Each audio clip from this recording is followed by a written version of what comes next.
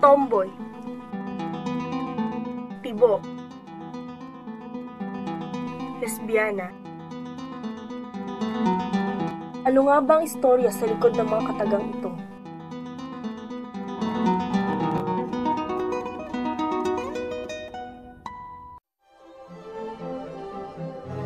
Nagtanong-tanong kami sa ilang mga tao kung ano ang pananaw nila sa mga lesbiana ngayon sa ating lipunan.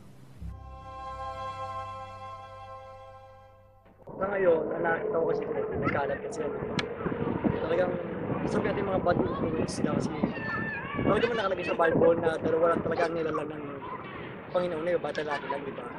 Walang third sex. Kaya I think, para sa akin, hindi maganda yun. Parang hindi sila, parang gusto nila sila, parang feeling nila lalaki sila. Gusto nila maging lalaki. Sa ngayon, ang mga tomboy ngayon kapart ng ipag ko, may tomboy yung kamag-anak, pero mababait naman ng mga tomboy. Ayoko po nung naliligaw din po siya sa babae rin po kasi kapwa babae na rin po. Minsan po ang haray tignan na marami, nakikita mo yung same sex mo, ganun yung ginagawa. Tapos parang mas dumadami na yung mga third sex ngayon sa lipunan. Tapos, parang pag tinignan mo sila, parang ang halay kasi wala naman ginawa yung Diyos na ganung huli ng Positively, okay naman silang kasama. Hindi naman sila boring. Number one, family sila boring. Kung tatanungin nyo naman kung anong lesbian sa relationship, possessive sila. Talagang pag ginusto na isang bagay, kukunin at kukunin. They don't take no as an answer. Ayan. Tapos, typically yan naman talagang kung lesbian tatanungin mo, more on the relationship yung masasabi ko.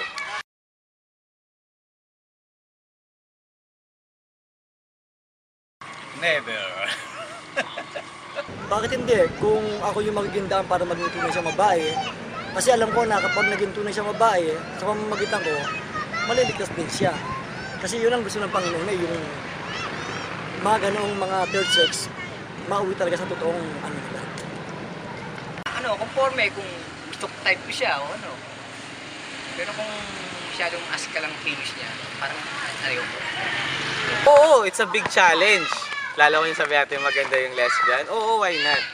Kasi kumbaga, isipin mo, lalaki kayo sa gusto, tapos in case maging babae siya, malaking achievement for a guy.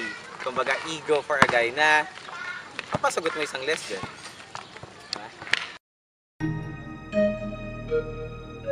Iba't iba man ang opinyon ng mga tao sa lesbianismo, wala pa din ibang makapagbibigay kahulugan dito kundi sila mismong mga tomboy.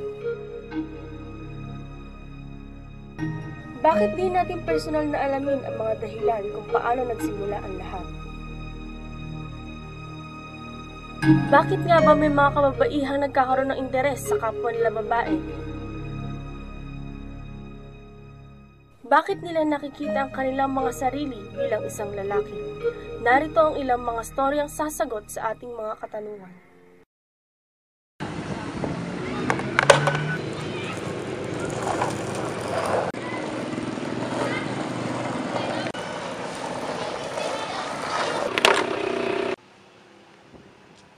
Si Mia, 18 anyos at tubong Cavite City.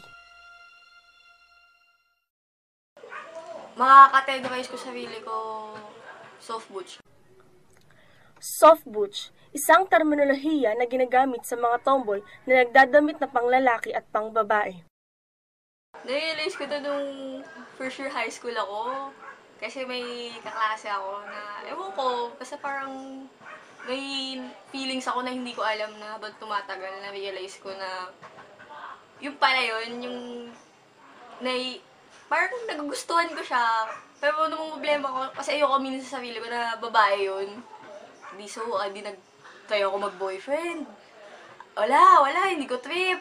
Di brinaygan ko. Tapos nag-try pa din ako sa ibang lalaki, wala pa din. Tapos mga bandang, ang laking hypocrite ako, mga bandang third year. Tapos, fourth year high school, doon ko na natanggap. Natanggap ko sa sarili ko na ganun. Kasi may napanood akong palabas. Ano yun title ng The L Word. Tapos, puro lesbian siya.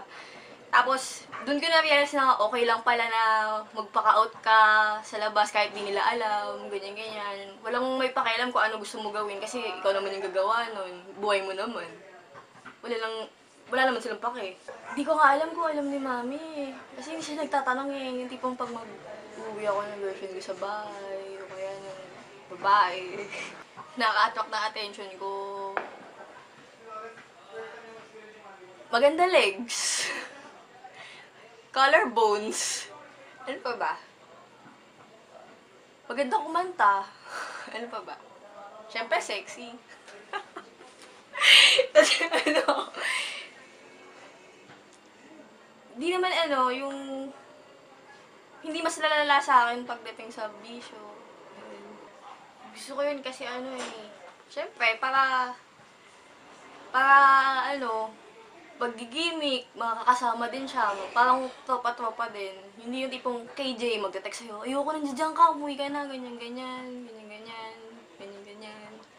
More on flings ako nung first ko, pero di nagtagal, nagkaroon din ako ng long-term relationship. Long-term na naging relationship ko, umabot yun ng magto 3 years. Pero hindi din nagtagal. Nagsimula yun, tropa-tropa kami, di gimmick na naman, ganyan-ganyan. Tapos, dun kami nagkakilala, tapos the next day, nagde-date na. Tapos habang tumatagal, umabot yung ilan months, okay, tapos yun. Parang normal relationship lang din, pag kumbaga sa straight na tao. Kasi may away, may bate, may lalandi, may ma-pride. May makikipag-break, tas may hahabol. Tas ayun, nung kaya din, hindi din nagtagal yun kasi ayoko na din Hindi na din kasi healthy yung relationship na parang masyadong possessive na yung tao sa'yo. Kaya yun. Tsaka may hinabol din ako iba. Alam mo yun, parang may kulang kahit binibigay niya na lahat. Tapos, parang wala din. Kaya lang siya nag-effort sa akin banda huli kasi alam niyang hindi na ako maniniwala sa kanya. Dami niya kasing dinahilan Sabihin niya lahat ng ginawa niya hindi pala totoo. Tapos parang hindi mo na alam kung kanino ako maniniwala. Ganun. Sex. Hindi ko makalimutan kasi So, sinasabi ko to sa harapan ng camera. Masarap. Masarap. Enjoy. Nakakapagod. Yung pinagkaiba ng maka-relationship lalaki sa babae. Pag niyakap mo yung lalaki, magaspang. Pag niyakap mo yung babae, smooth.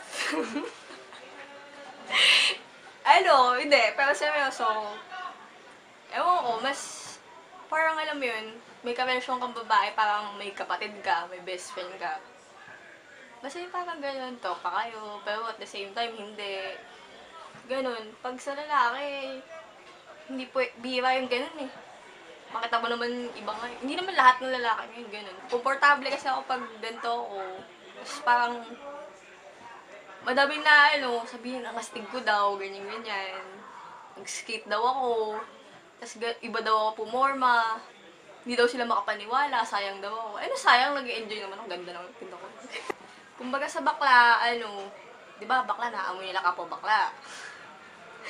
Parang nakakadar din namin. Independent din yun pag, pag tomboy, mahilig na ka-v-neck, mahilig mag-vest, as naka-skinny jeans. Ganon. Tapos yung iba, laging nagtotokong, naka-t-shirt. Mga ganon, tapos mahilig mag-shades. Din, for short, parang, kumbaga sa fem, kikay. butch, ano din, fashionista din, ganun. Ewan ko na lang sa iba, yung mga naka-jersey, hindi ko alam kung bakit ganun sila. Hindi ko na lang magagawa doon. Pangit na experience ko sa tao, siguro yung, hirap ako sa, sa school na mag-adjust. Yung ang hirap maghanap ng friends, kasi, hindi lahat ng mga kasama mo, makakasabay sa trip mo, ganyan. Kasi meron din yung mga babaeng, yun nga, yung pag nakakita ng lalaking gwapo, akala mo, na sobrang kilig, naiihina. Paano, proseso ng manligaw. Yan. Pag may nakilala akong babae sa bar, syempre kukunin mo yung number. Tapos mag-e-effort. Nasa na lang kung gusto mo dalhin yung effort mo. Pag gusto mo talaga siya. Pero pag halimbawa, parang nakikita mong wala naman, pero gusto mo pa din. Parang lang din, basic na panliligaw, less corny. Ganun. Actually, parang minsan nakakatuwa pa nga eh. Alam mo yun, yung umuuso yung pick-up lines. May gumagawa pang ganun. Less corny kasi, alam mo yung tipong parang pag tuwing Valentine's, basic na yung roses, basic na yung teddy bear, basic na yung balloons. Parang alam mo yun, napaka-cliche kasi may roses pa. May naman, yun, tuwing nanliligaw mo lang gagawin yun. Ito yung maganda pag pag babae. Sa based sa akin, yung alam mo yung any other day pwede mangyari yung ganun. Yung susurpresin ka, may dalang slice ng cake. Sabi, wala lang, gusto lang kita bigyan ng cake. Masama ba, ganyan. Tapos yung mag-outing kayong dalawa lang. Yung tipong hindi alam na magulang nyo, tapos tatakas kayo. Yun, may thrill. Isang beses pa lang kasi ako nakaka-encounter ng ako yung first nila. Pa kami yun eh. Topa pa kami nun eh. Tapos parang yun nga, nandito kami sa bahay nila. Tapos nagkukwentuhan kami, ganyan.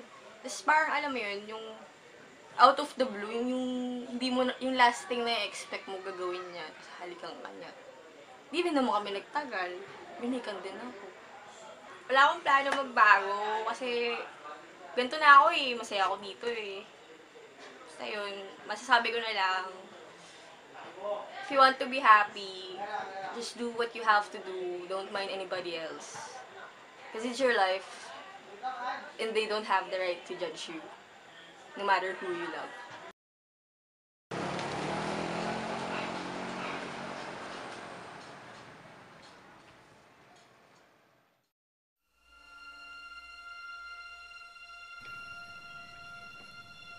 Si Tita Leng, 47 anyos at kasalukuyang naninirahan sa Kawit, Cavite. I have into a relation of what you call lesbian. Bakit ako nagka-interest sa lesbian? Siguro may past ako kasi na ayoko nang balikan. Una sa lahat, may anak akong tao. She's already 21 years old. Tatrabaho na rin. Bale, separated ako sa husband ko for 18 years.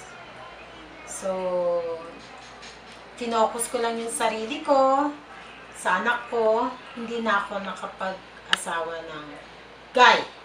Kasi, ayoko. Kasi matapang akong tao. Lagi ko iniisip ang anak ko na pag ako nagka-relasyon na isang lalaki, mamaya dyan rapin pang anak ko kasi ang anak ko sexy eh. Natatakot ako. Maganda, sabi nila. Siyempre, mana sa akin. Joke! Ayokong mangyari yun. Kaya eto, hanggat dumating na ako sa 47 years old, single parent pa rin ako. Pagtapos ko siya, by my own, wala akong katuwang. Kahit papano. Kasi galing ako sa Japan before. For 13 years, nag-Japan ako. So, kahit papano minati ka, doon ko pinagtapos ang anak ko. So, diretso na ako sa kwento na nagkaroon ako ng ngayon. Ang asawa ko, tomboy, lesbian.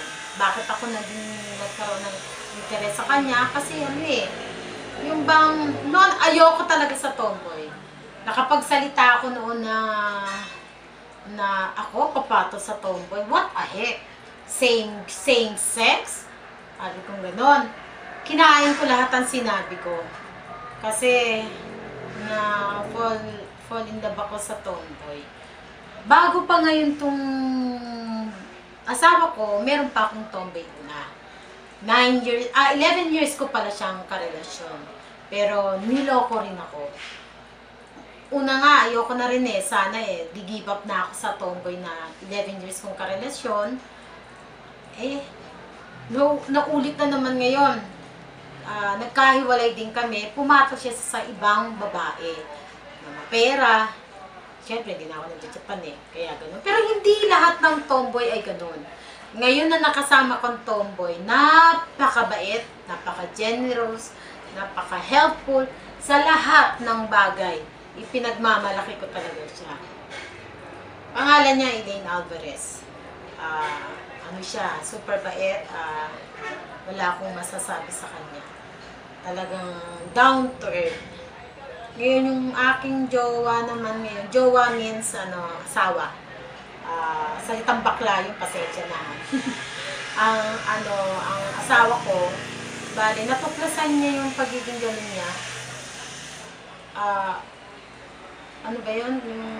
Since siya, bata pa lang, elementary pa lang siya, ganun na siya. Pero ayaw muna niyang ilabas, kinukwento niya sa akin. Kaya lang wala ngayon yung partner ko sayang. Pero okay na, ako na lang magkukwento para sa kanya. Mahihayin din yun yung ngayon, siya, super bait. Tapos, ano pa ba kay Elaine? Ngayon, na-discover niya yung sarili niya, elementary pa lang. Hanggat niladlad na niya yung sarili niya nung nag-college na siya. Kasi before, hindi alam ng mga parents niya lolo-lola niya. Hindi na talaga mapipigilan. Nilabas na niya nung nag-college siya. Hanggat nagkaroon din siya ng mga iba-ibang girlfriend, hanggat tumanda na rin, she is now 39 years old. Eto ngayon, kaming dalawa ngayon nagsasama. Ngayon nagsasama na kami sa isang bubong. 4 years na kami nagsasama. So far, so good. Kasi hindi siya narrow-minded, broad-minded, helpful. Lahat. Physically, emotionally, financially, lahat, everything.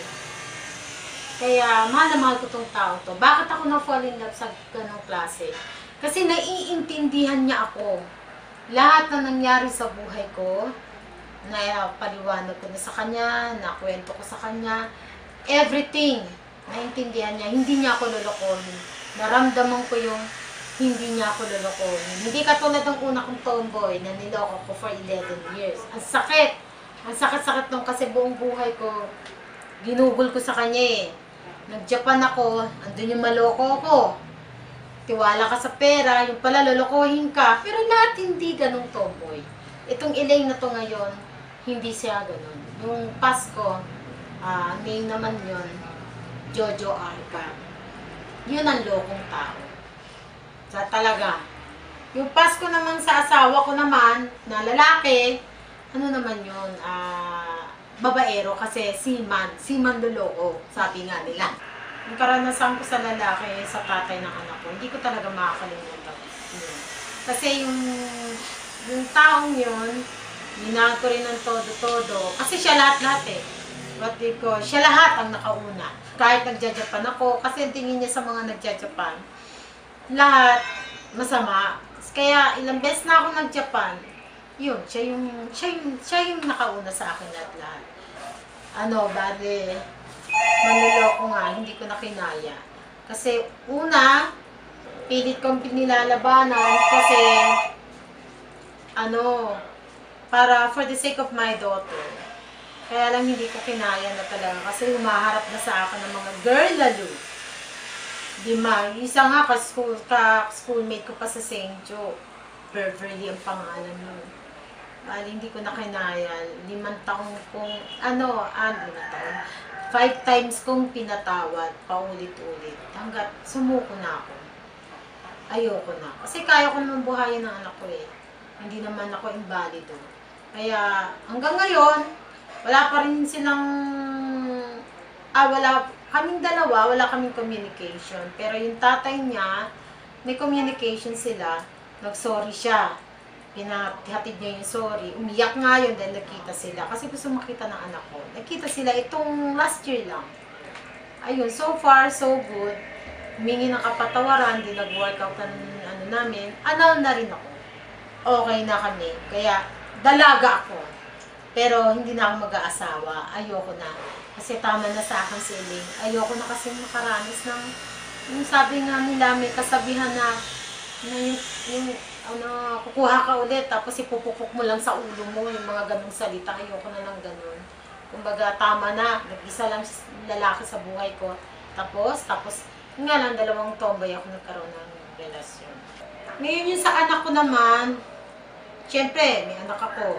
Beforehand pa lang, kasi meron nga akong karelasyon na 11 years, binubuli yun sa school, sa St. Joseph.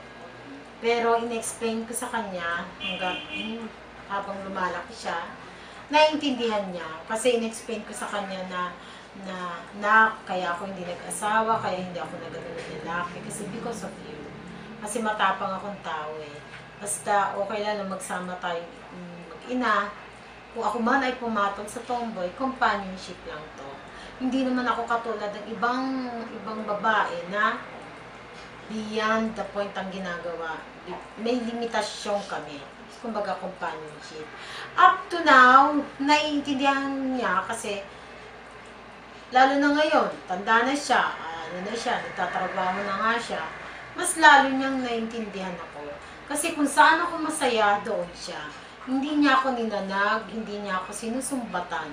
Yun din, thankful din ako kay God kasi wala sa aking sinumbatang anak ko. Even though binuli siya, niloko-loko ng mga tropa niya, okay lang.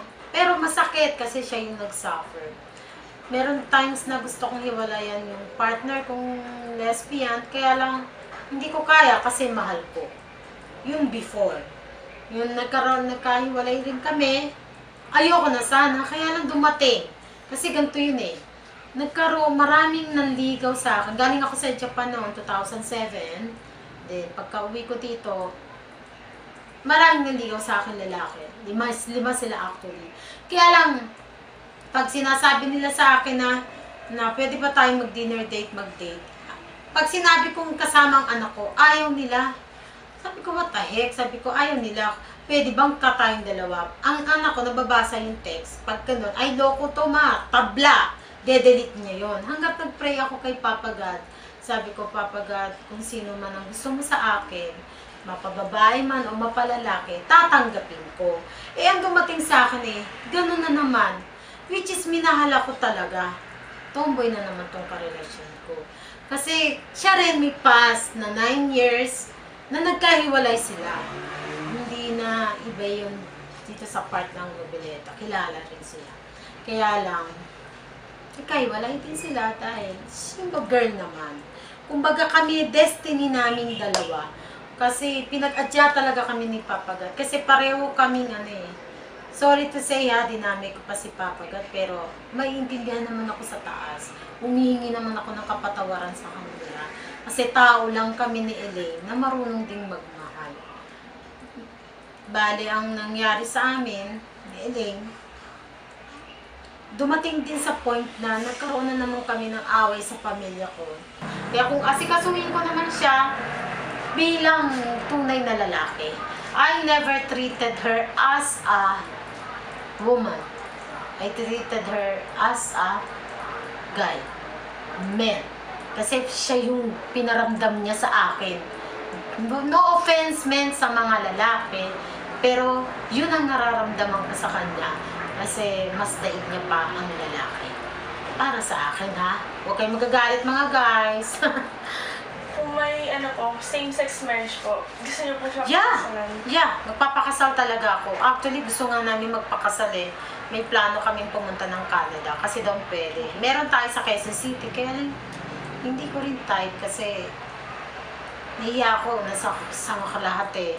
Ako okay, walang problema. Yung pamilya niya. Medyo may ang pamilya niya. Kumbaga nasa...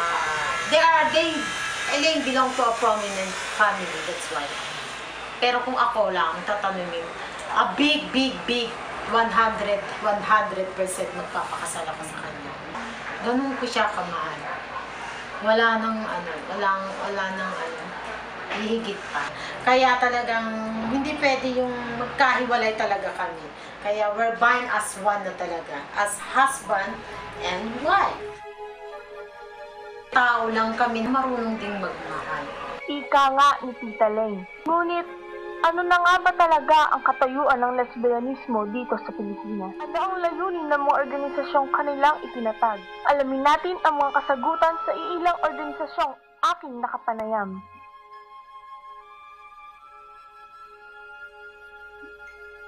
Ladlad. Itinatag noong September 21, 2003.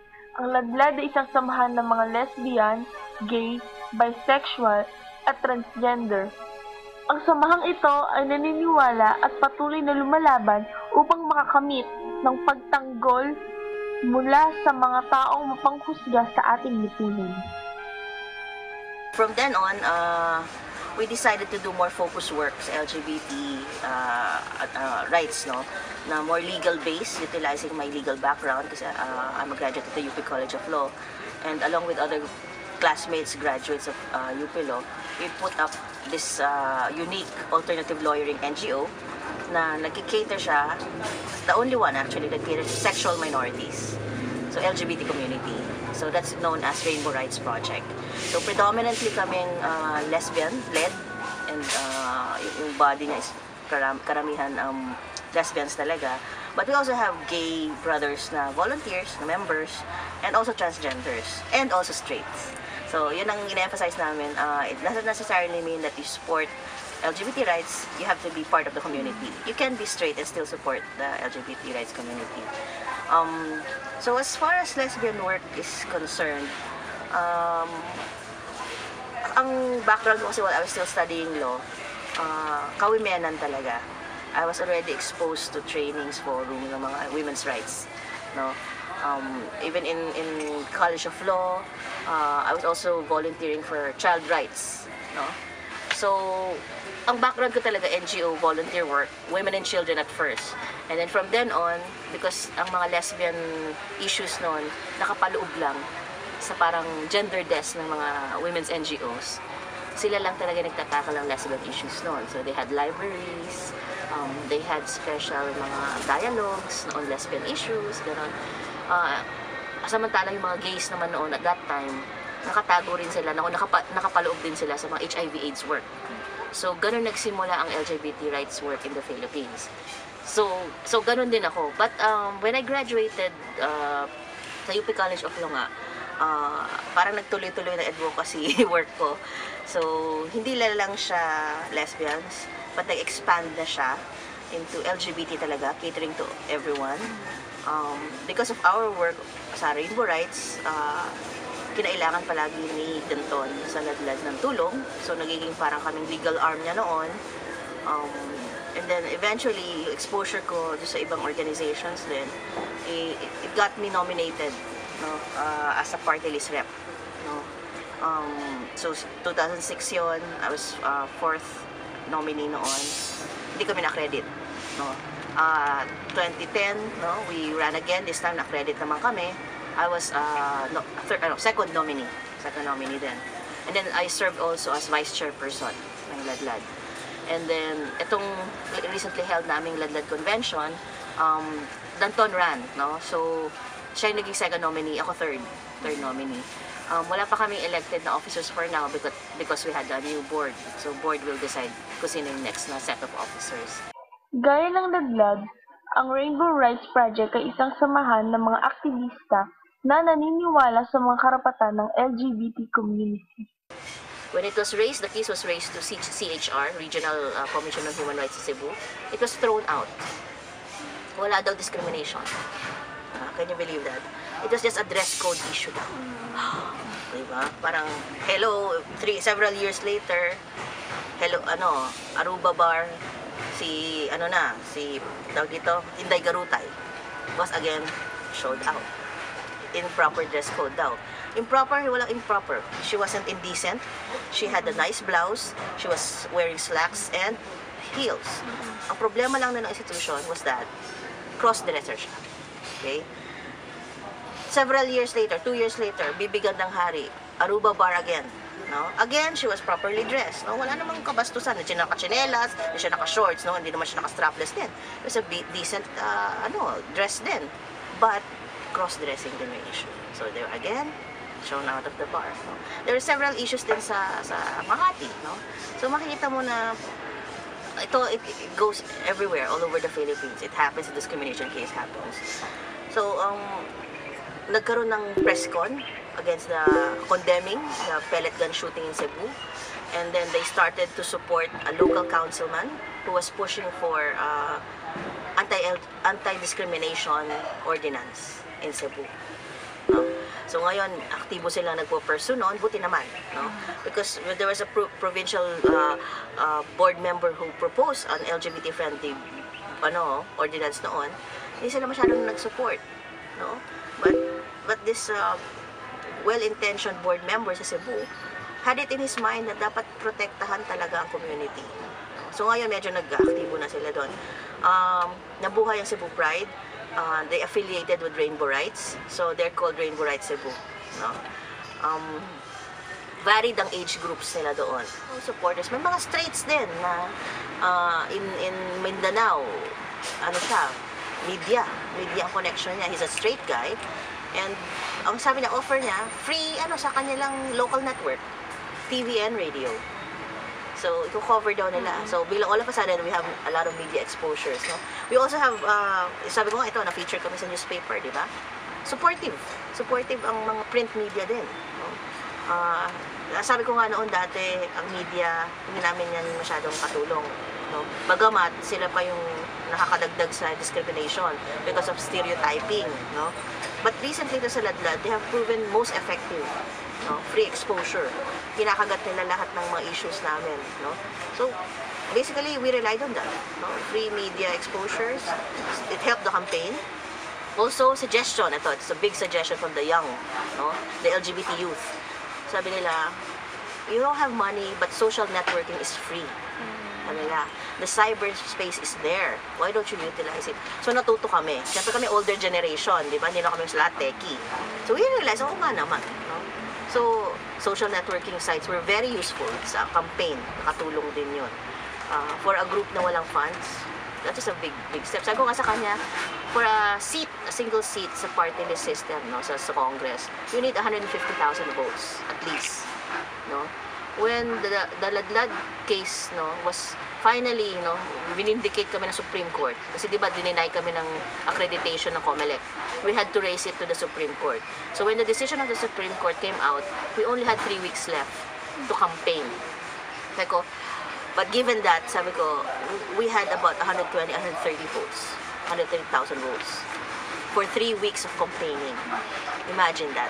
Diba? Kaya sabi niya, baka sa 2013, hopefully, kasi we're better organized, no? Dumami na kami talaga, since better coordination, a lot of organized, as talagang Ladlad regional branches, no? Recently, we have Ladlad Bacolod and Ladlad Caraga. And independently yan na gumagawa ng activities, so campaign na yon, no? At the same time, they have made their own connections sa media locally. They have made their own connections sa officials, no? City officials, mga politicians locally who are also supportive. No?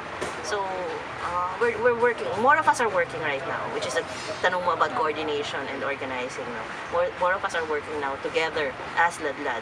And Ladlad is the only party list that will actually address yung issues ng community niya. No? Once in a while, these other party lists may carry some of our issues, but not all the time.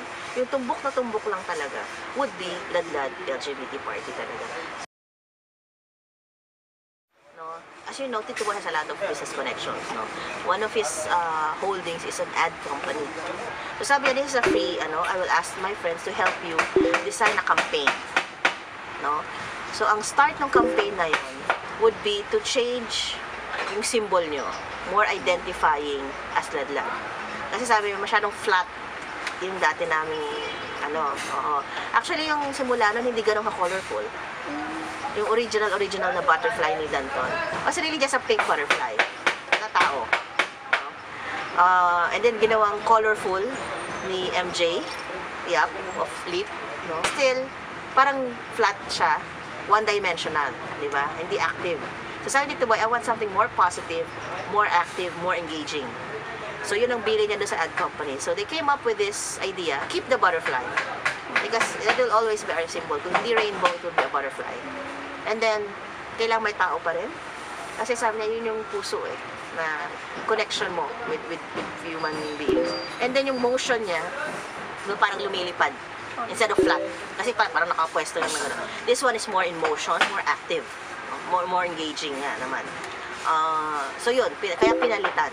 Yun ang symbolism yun ng bagong Ladlad logo. No? More positive, more engaging, more active. Personal kong kinapanayamang isang eksperto sa larangan ng psikolohiya ukol sa usaping lesbianismo. Lesbianism is a preference or a choice of way of living, and in the recent years there have been studies that lesbianism or homosexuality is believed to be a mental disorder, and during those times researches have been made regarding what's the real case of lesbianism. And in the British, in Europe or in the British colonies, there have been researches, and they eventually decided that lesbianism is not a mental disorder. It is definitely a choice of living. And nowadays, in modern times, lesbians prefer to engage in organizations wherein they are with their common peers, meaning they are with lesbians also. This is because before they encountered religious prejudice and social prejudice as well, and only those people who understood them are those people who are the same, and they might as well be with lesbians or homosexuals because these people would definitely understand the way of living, their choice, their preference, their beliefs, and so they would prefer to be with organizations of the same. Tomboy, tibo, lesbiana, mga babaeng umiibig sa kapwa babae. Iba man ang hilig nila, na iba man ang kilos at pamumuhay nila, pare-parehas pa rin tayong mga tao na umiibig at lumuluha, dumadaan sa mga pagsubok at nagtatagumpay.